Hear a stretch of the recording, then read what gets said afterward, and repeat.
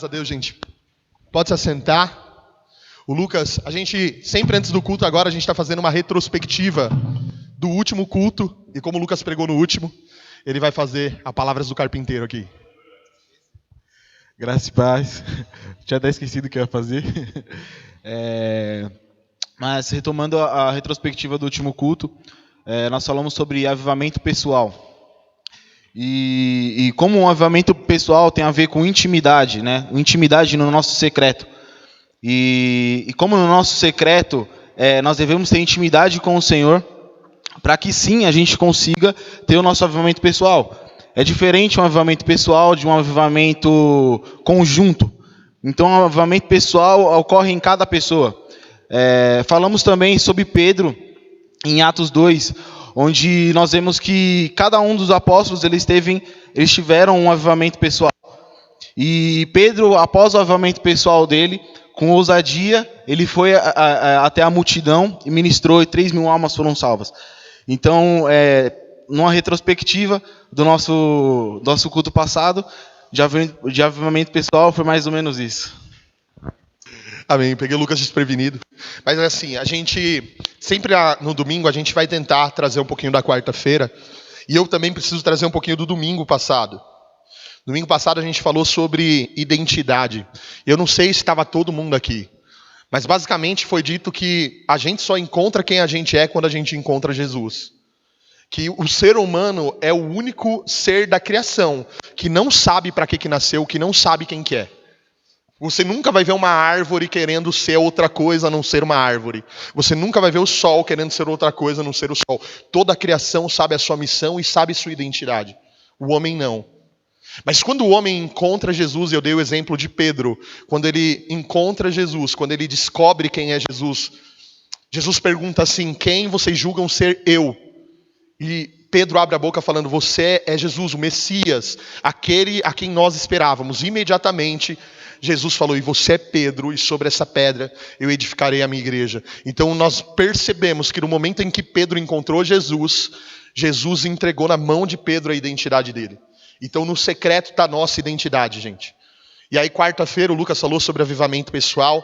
E eu achei interessante o texto que ele usou de Atos, que fala que o Espírito desceu sobre cada uma das cabeças. Que não foi uma experiência coletiva simplesmente, mas que cada um teve uma experiência com Deus naquele mesmo ambiente. Então é impressionante quando nós temos o secreto, porque ele tem para nós experiências individuais. Porque ele é o Deus de tudo, ele se preocupa com todas as coisas grandes da terra. Mas ele também está com quebrantado e contrito. Então ele vai no teu quarto, ele vai no momento em que você está sozinho orando e pedindo a ele, clamando para conhecê-lo, ele vai lá no teu quarto. A gente está gerando essa cultura. E hoje a gente vai falar sobre ouvir e confiar. Amém? Vamos pedir para Deus ministrar a nossa vida? Senhor, fala com a gente hoje. Ministra a nossa vida. Quebranta o nosso coração, Pai, para a gente receber a tua palavra. Para a gente receber a tua palavra na plenitude, que ela não tenha nenhum tipo de malignidade para o nosso interior, que ela gere no nosso interior crescimento, Pai, e que toda confusão da nossa mente, todo cansaço, ansiedade, seja colocado diante do Senhor, e que nós como Maria escolhamos receber a tua palavra, Pai. Escolhemos estar aos seus pés, ouvindo o que o Senhor tem para falar para a gente hoje, e que a gente aprenda a ouvir ao Senhor e a confiar no que o Senhor diz. Em nome de Jesus. Amém. Amém, gente. O celular está aí? Romanos 9:35. Abre aí comigo. 19. Romanos 4:19. Vamos lá, gente. A palavra fala assim, ó. Falando sobre Paulo. Tá? Paulo falando sobre Abraão, tá?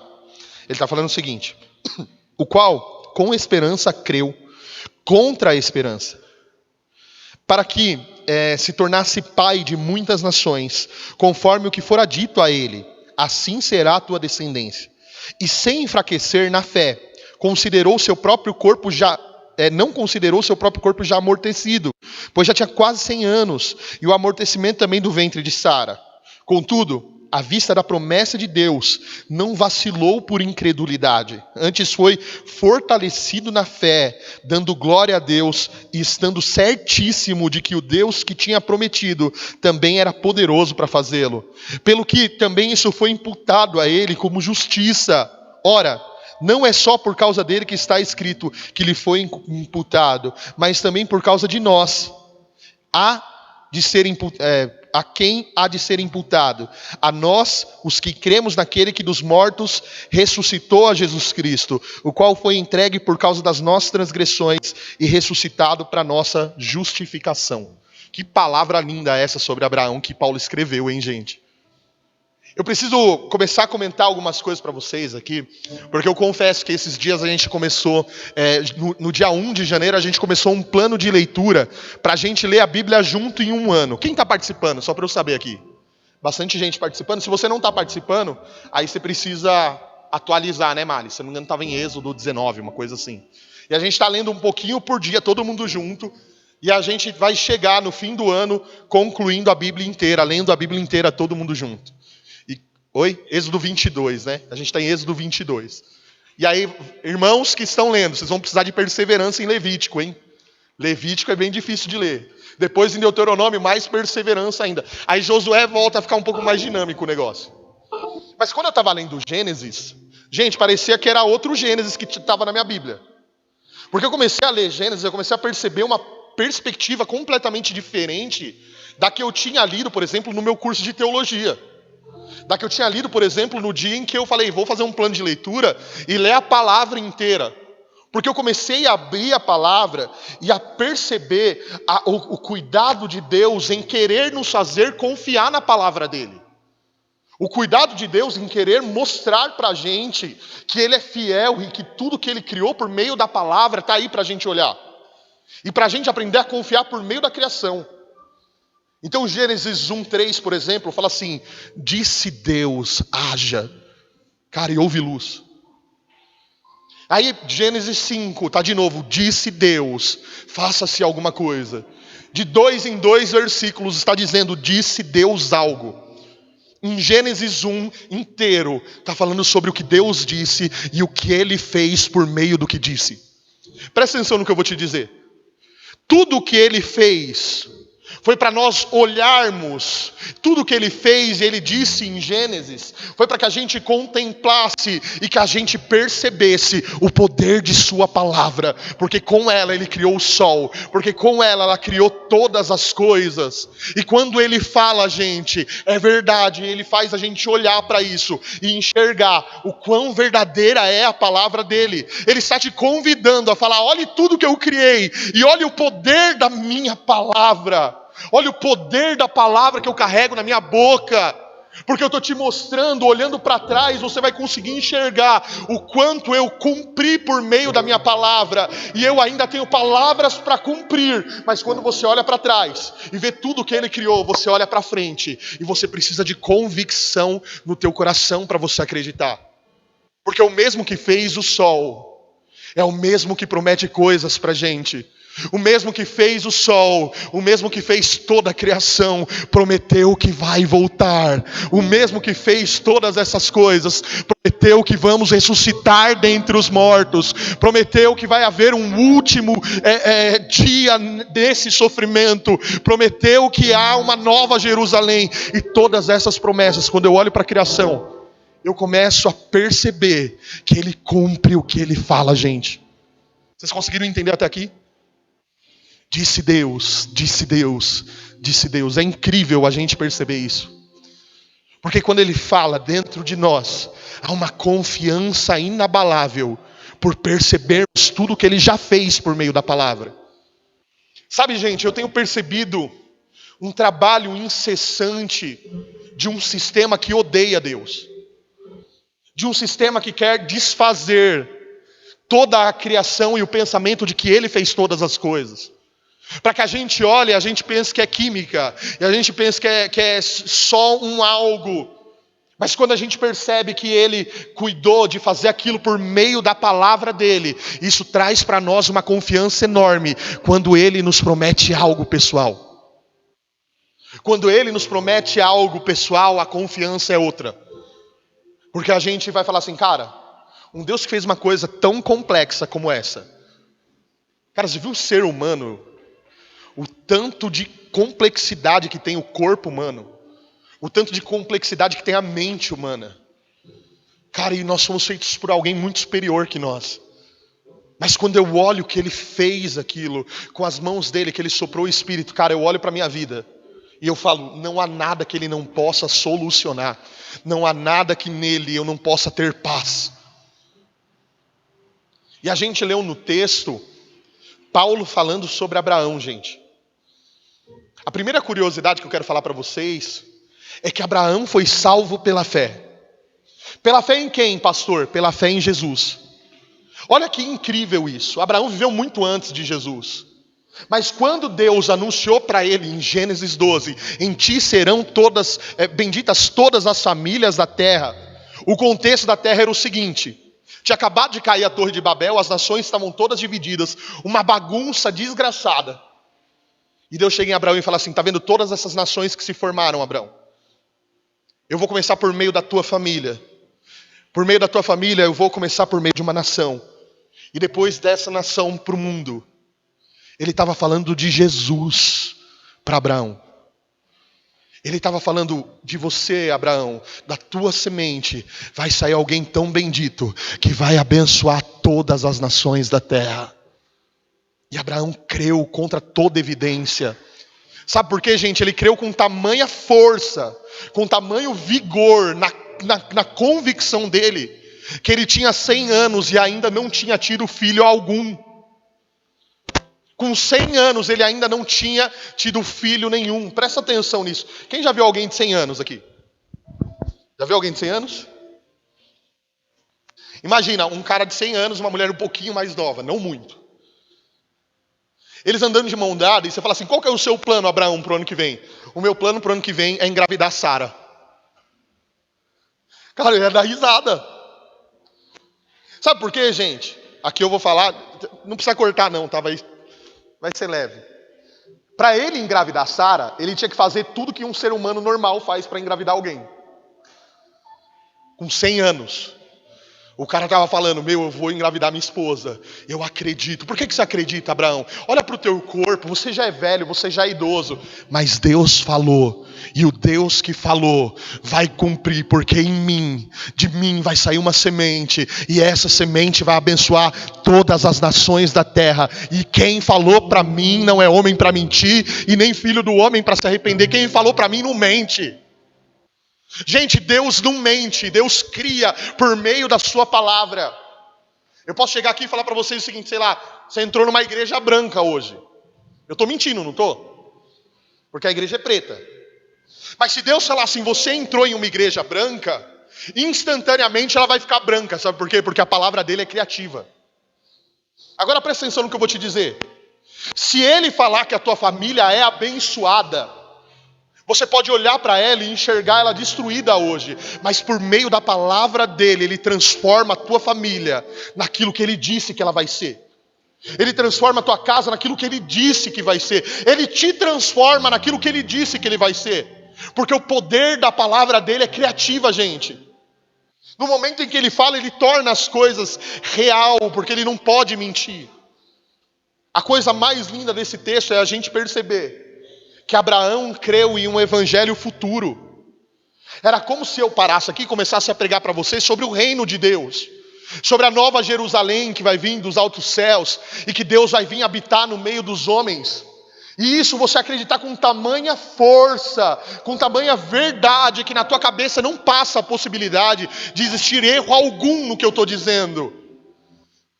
Abraão olhou para o que Deus disse sobre Jesus e creu.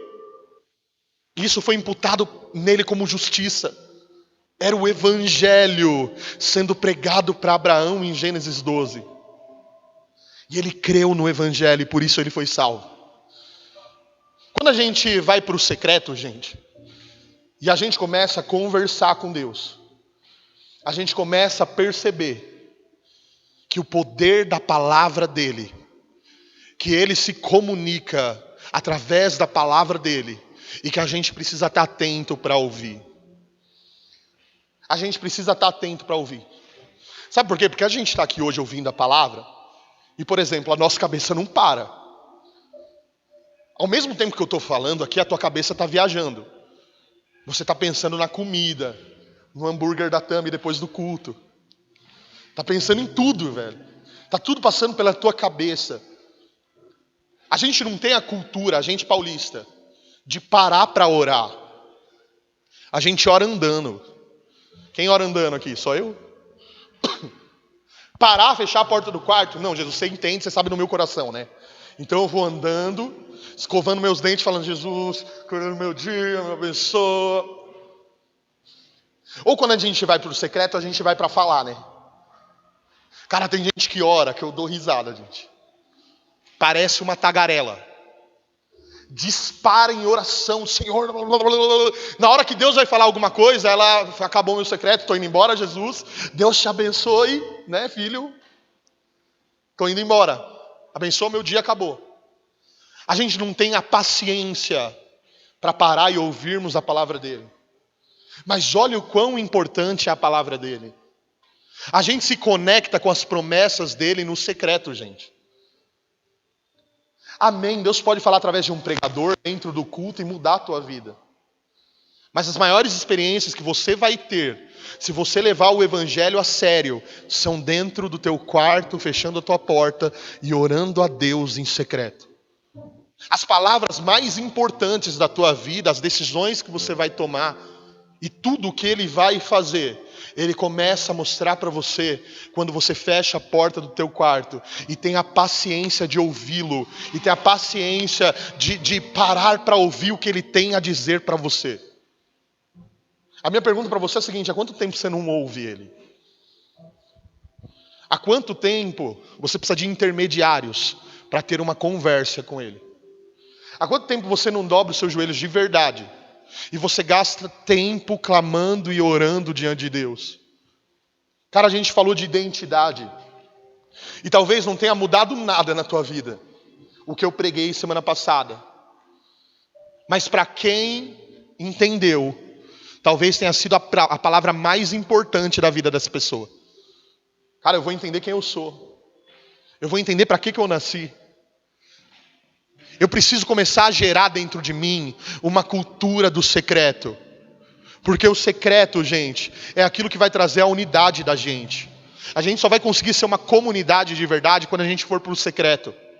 O Lucas estava falando quarta-feira, sabe por quê? Porque quando a gente entra no secreto, a gente começa a se relacionar com Deus. Que o irmão que está lá no culto também se relaciona no secreto.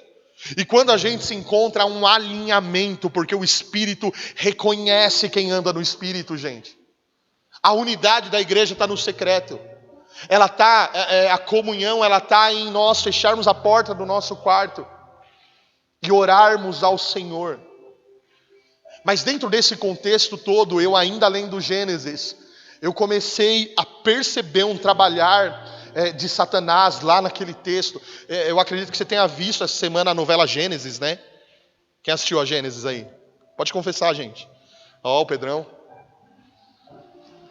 Muito legal a novela. Eu só não concordo que os dinossauros morreram na queda do diabo, tá, gente? Pra mim, eles morreram no dilúvio. Mas tudo bem. Vamos continuar a palavra, né? É só uma entre linhas. Mas vamos lá. Cara, a forma que ele trabalha é muito incrível. Porque se Deus trabalha por meio da palavra dele com a gente, nós percebemos que o diabo, ele trabalha com a distorção da palavra para com a gente. Ele distorce a palavra para confundir a gente.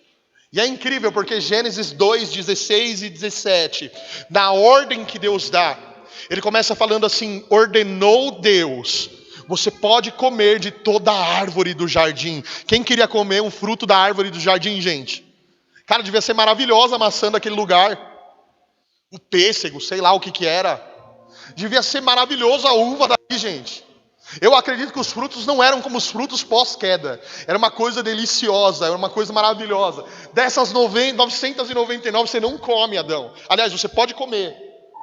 Mas de uma, que é a árvore do conhecimento do bem e do mal, essa você não come. E aí a serpente vem falar com Eva em Gênesis 3. E quando ela vem falar com Eva, há uma distorção no que Deus havia dito. A serpente aparece dizendo o seguinte: você não pode comer de árvore alguma do jardim, não é? Peraí, Deus não tinha dito isso. Tem uma mistura aí. Não foi bem assim que ele falou Mas foi tão convincente a forma que ele ouviu da boca de Satanás que ela foi convencida. Depois, lá em Mateus, no capítulo 4, a gente percebe ainda mais essa distorção. Porque em Mateus 4, a palavra fala que Jesus, ele fez um jejum de 40 dias. E ele foi encaminhado para o deserto pelo Espírito para ser tentado por Satanás. E quando ele chega lá, ele começa a ouvir Satanás pregar a palavra de Deus de maneira distorcida. Se joga daí de cima, porque ele dará ordem aos anjos ao teu respeito. Gente, presta atenção. O que o diabo tem feito na nossa geração é distorcer a palavra de Deus. É distorcer a palavra de Deus. Eu vou comparar o discurso de Mateus 4 com o discurso da igreja moderna. E aí você vai perceber quem que promete na igreja moderna. Se é Deus ou se é uma distorção da palavra. Se você fizer isso, olha o discurso. Se você fizer isso, Deus vai fazer aquilo por você. Se você fizer dessa forma e se prostrar diante disso, eu vou te dar todos os reinos do mundo: carro, casa, dinheiro, a melhor casa da rua, prosperidade. No trabalho você vai ser o cabeça e não o cauda. Você vai ser o melhor de todos. Uau, você já ouviu uma pregação assim? Quem já ouviu uma pregação assim? Sabe como Satanás falou para Jesus? Cara, ele falou coisa boa. Transforma a pedra em pão e come, cara. Deus não quer ver os filhos dele passando fome. Vai lá, transforma e come. Não tem problema. Nem só de pão viverá o homem, mas de toda a palavra que procede de Deus. Vai lá, se joga daí, Jesus. Cara, faz isso porque Deus vai mandar anjos para te pegar. Que coisa linda isso, Jesus. Imaginou? Jesus olha e fala assim: cara, somente ao Senhor meu Deus eu vou me prostrar e só a Ele eu vou prestar culto. Aliás, dessa vez ele falou assim: eu não vou tentar o Senhor meu Deus. Na terceira ele fala assim: prostra diante de mim e me adora, eu te dou tudo. Tudo que você quiser você vai ter. Eu só quero que você me dê algo em troca. Vem e me dê algo, porque eu vou te dar algo que vai te fazer ser rei de tudo isso daqui, da bagaça toda. Aí ele fala: só o meu Deus eu vou me prostrar, e só a Ele eu vou prestar culto. Gente, o diabo é especialista em distorcer a palavra. Ele é especialista em pegar o que Deus disse e transformar essa palavra em algo muito convincente, com o endereço certo ainda, falando o versículo e o capítulo de onde é. Trabalhando com performance e convencimento. E só aquele que tem o secreto, 40 dias no secreto, ouvindo o Senhor falar, tem a resposta na ponta da língua para rebater a distorção da palavra por meio daquilo que a palavra diz. É só alguém que ouve Deus que pode falar: não, Deus não diz isso. Cara, Deus não diz, desculpa gente, eu vou falar de coração isso, que Ele vai te fazer próspero. Ele diz que do suor do teu rosto você vai comer. Quer ser próspero? Estuda e trabalha. Não vai trabalhar não e fica vendo se você vai ser próspero. Ele não vai pagar suas contas. Ele vai tirar sabedoria para você usar o seu cartão e saber que quando você gasta mais do que você recebe, você não consegue ter uma vida financeira que flui. É simples. Não é que você não entregou o dízimo e o devorador está destruindo. É que você, o seu cartão desgraçado, você gasta mais do que você tem. Aí não tem dízimo que feche a boca de devorador, gente. A gente começa a perceber distorções e mais distorções da palavra. Que se a gente não tem secreto, a gente é enganado, gente. Tem gente que fala muito melhor do que eu e que distorce a palavra, e que se nós não tivermos secreto, nós vamos ser convencidos por essa palavra. Ele é especialista em distorcer a palavra. A segunda coisa que para mim é muito grave, que é em Gênesis 3:3, ele diz que a serpente disse o seguinte: ela olhou para Eva e falou assim: Deus mentiu. Porque Deus falou para Adão o seguinte: não come desse fruto porque você vai morrer se você comer. A serpente disse assim: é certo que você não vai morrer. A segunda forma dele trabalhar é dizendo que Deus mentiu para você. É trazendo uma desconfiança do que Deus disse. Será que ele vai voltar mesmo? Está demorando tanto. Será que vai ter esse negócio de Nova Jerusalém mesmo? Será que a gente vai encontrar com ele nos céus? Será que ele vai reinar por 1000 anos em Jerusalém, restaurando com justiça o mundo? Será que é assim mesmo? Será que não tem coisa nessas entrelinhas aí? Será que ele está aqui no meio da gente quando a gente se reúne? Será que ele ouve a minha oração? Porque não é possível. Apesar dele ter dito que ouve, apesar dele ter dito que vai voltar, apesar dele ter dito que ele tem um lugar para a gente morar, apesar dele ter dito que nós vamos viver com ele para sempre, a nossa mente ela está em guerra, porque sempre vem uma palavra contrária dizendo: Deus está mentindo.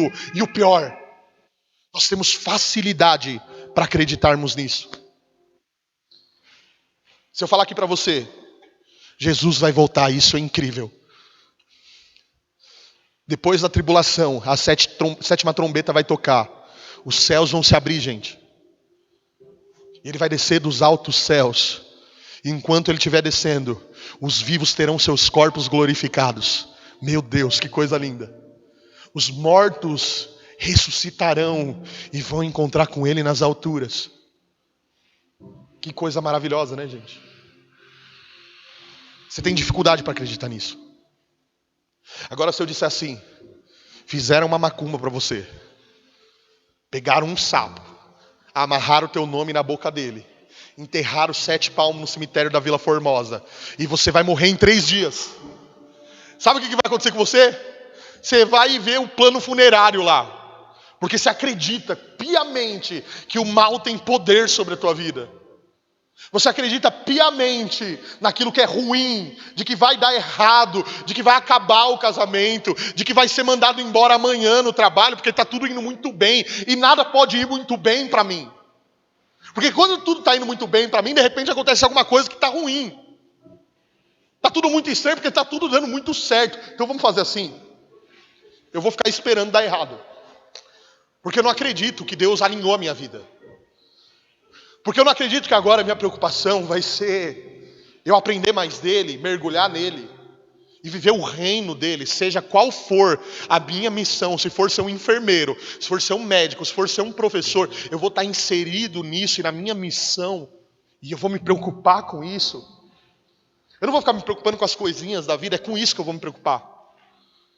No dia que isso entrar dentro no teu coração, cara, você vai entender plenamente o que ele quer para você. A coisa mais dura que a gente tem percebido nesses dias são pessoas que acreditaram em mentiras de Satanás.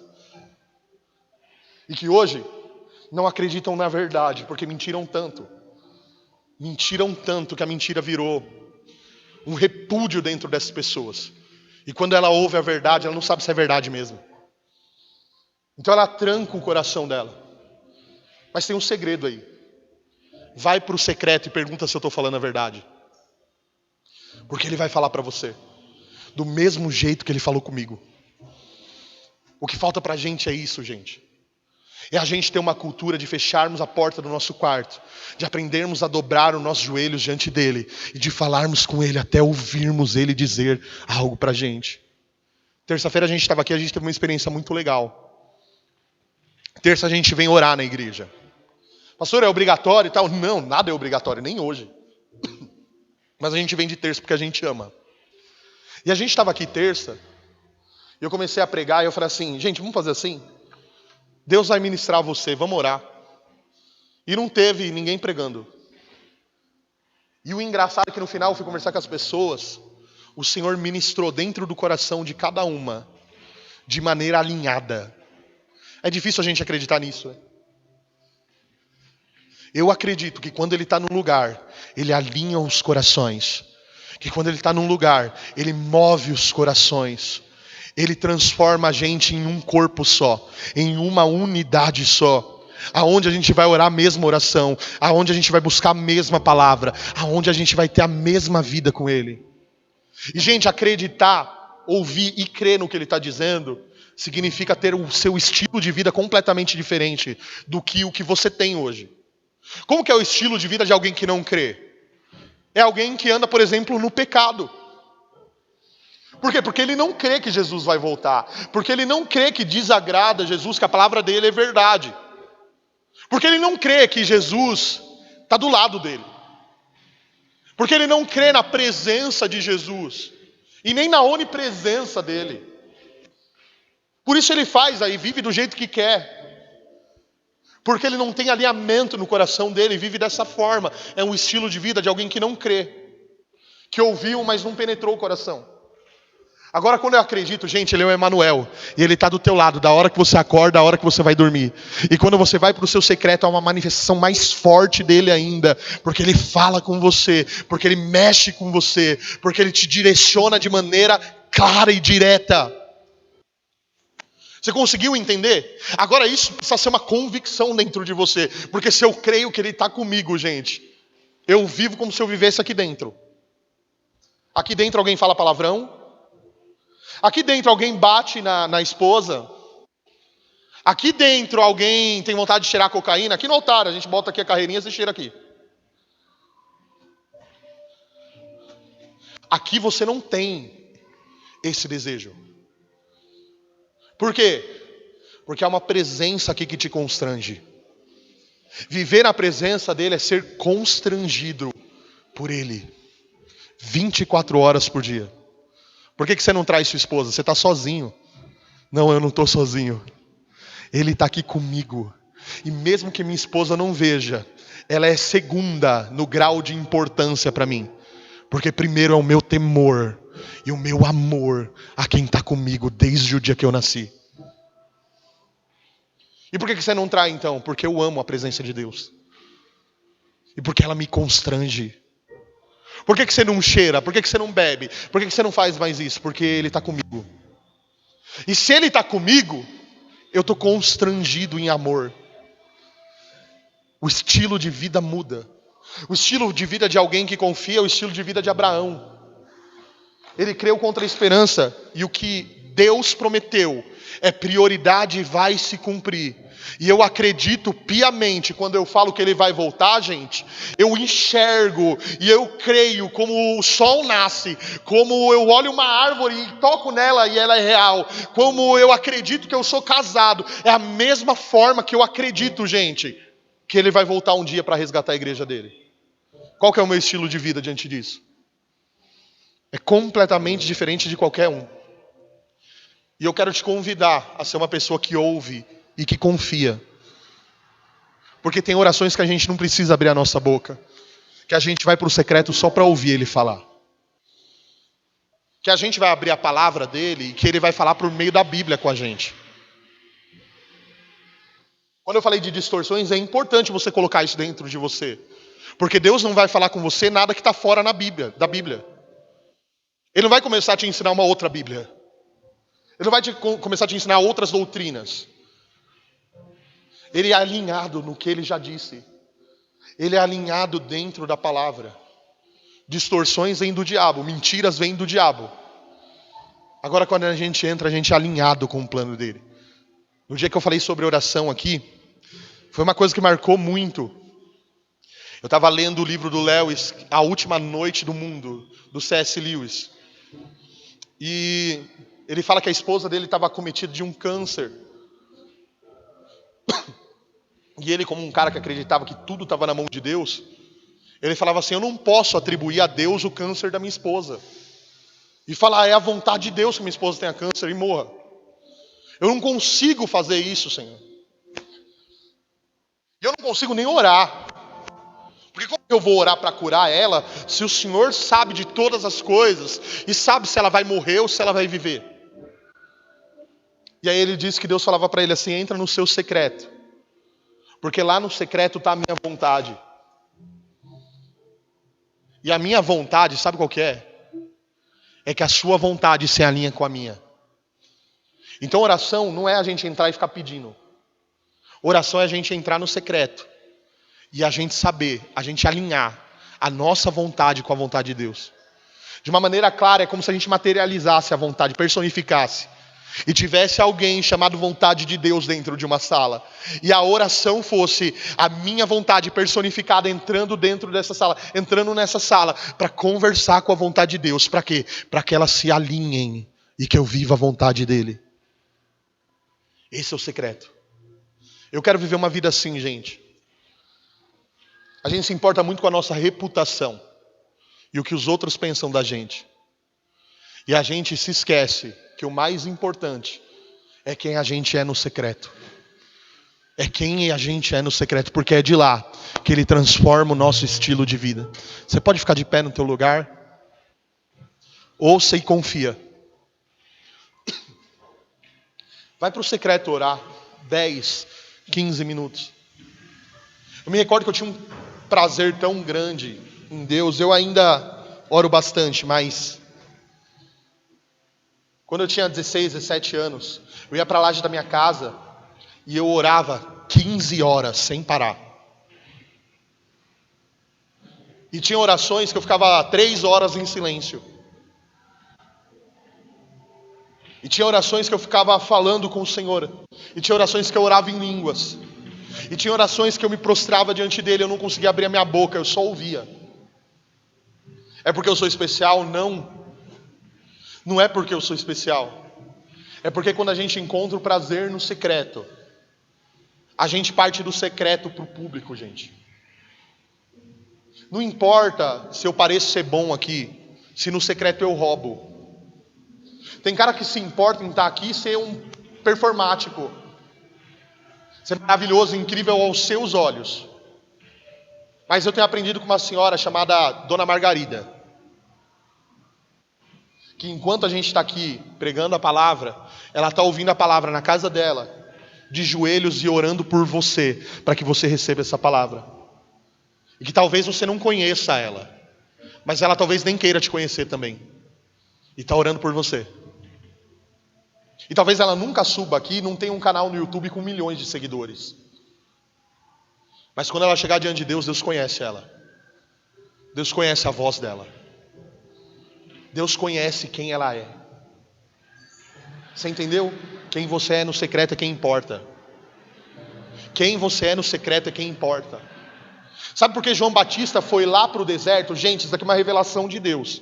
E ele foi pregar no deserto, aonde ninguém ia. Ele foi lá no meio da Judéia. Eu fui lá. É um lugar quente, é um lugar abafado. O rio que ele batizava as pessoas é um rio gosmento, é um rio sujo, com uns pacu, né, vida?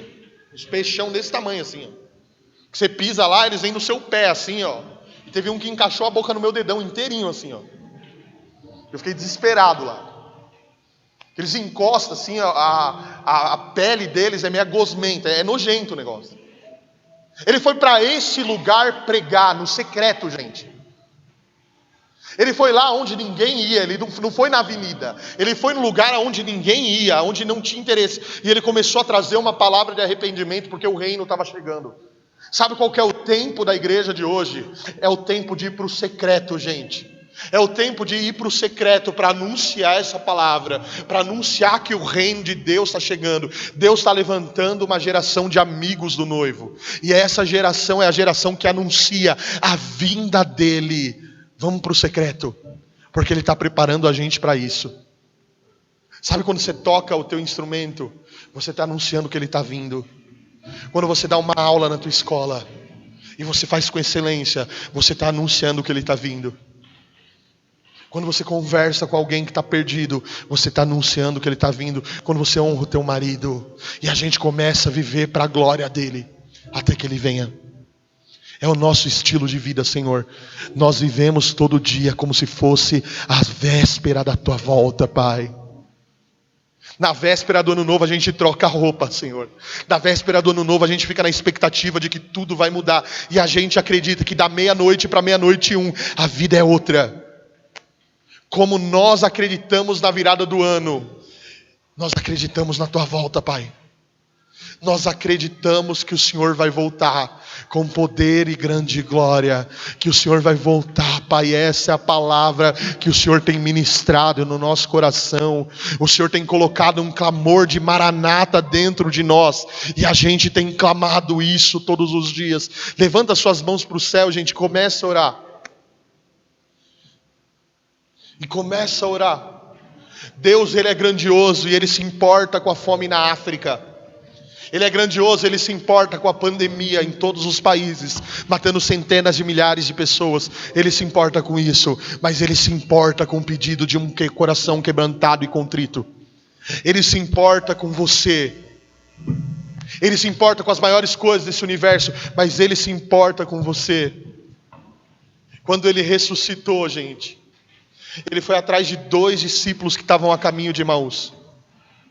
Ele foi atrás desses 2 discípulos que estavam perdidos, porque Ele se importava com aqueles homens. Pastor, mas Ele não morreu por muitas pessoas, por centenas de milhares. Ele não morreu por mim naquela cruz. Sim, mas Ele foi atrás daqueles 2 também, porque Ele se importa com você.